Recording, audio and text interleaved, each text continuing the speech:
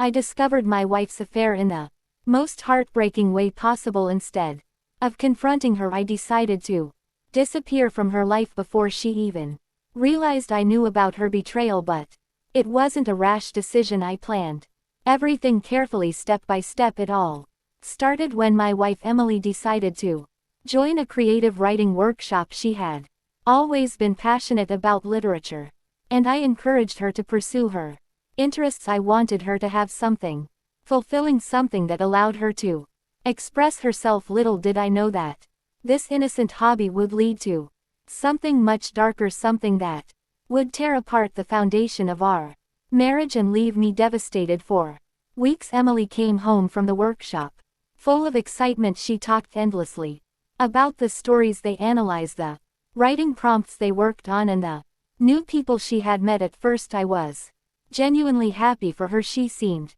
energized and fulfilled, and I loved seeing her so animated. It was as though she had rediscovered a part of herself.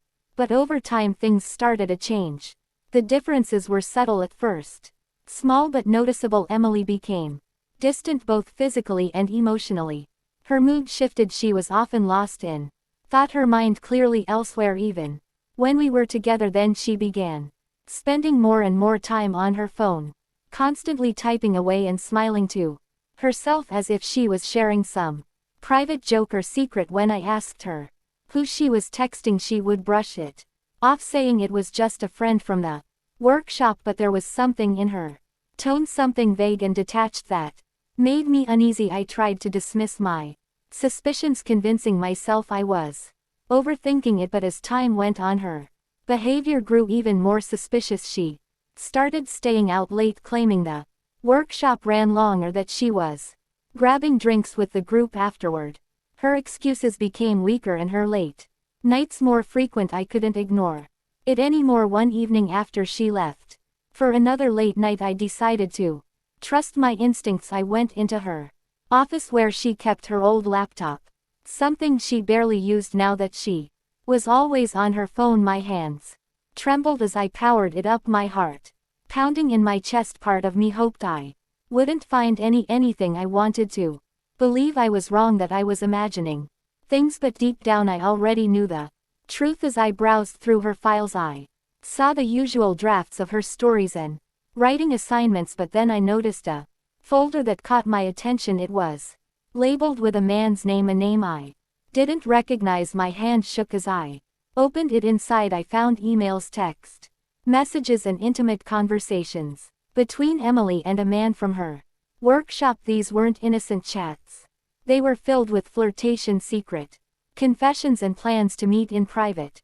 This wasn't just a casual fling, it was something much deeper, something that had been happening for a long time. Right under my nose, I stared at the screen in disbelief, my mind struggling to process what I was reading. My stomach churned and my chest felt like it was being crushed. The woman I loved, the woman I felt was my partner, had betrayed me completely, and I had been too blind to see it. My entire world was falling apart, but I knew I couldn't confront her, not yet. If I did, she would lie, deny it, or twist the truth. No, I needed more. I had to understand just how deep her betrayal went. That night, while Emily was still out with him, I made a decision that would change everything. I hired a private investigator, and I knew I couldn't gather all the evidence alone, and I needed solid proof before making my next move. The investigator was thorough. Over the next few weeks they followed her and collected damning evidence, photos, texts, even video footage.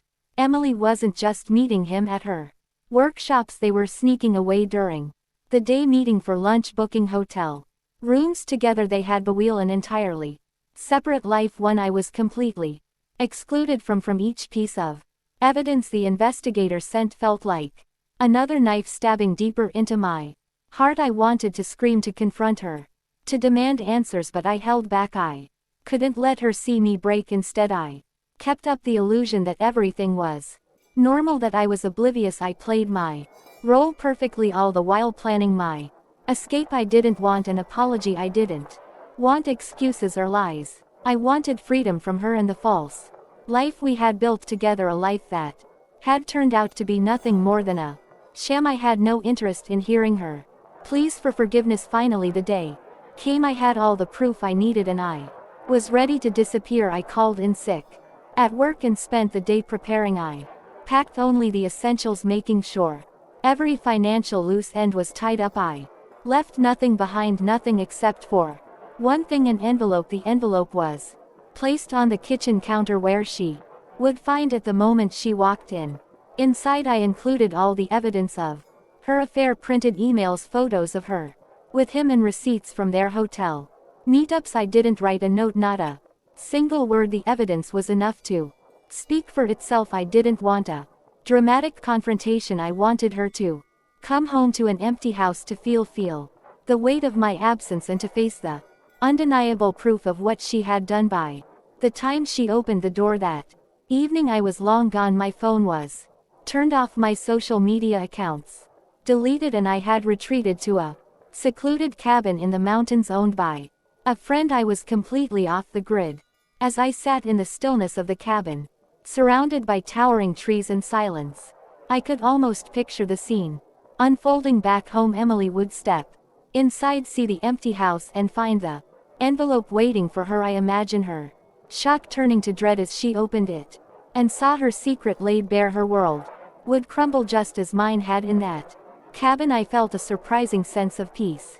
It wasn't the kind of peace that comes from forgiveness or understanding. It was a peace of knowing I had taken back control of my life. I didn't need to hear her excuses or watch her scramble for explanations. She would have to face the consequences of her actions on her own without me. Over the next few days I turned my phone on briefly, only to see dozens of missed calls and frantic text messages. Emily was begging me to come home, insisting it wasn't what it seemed.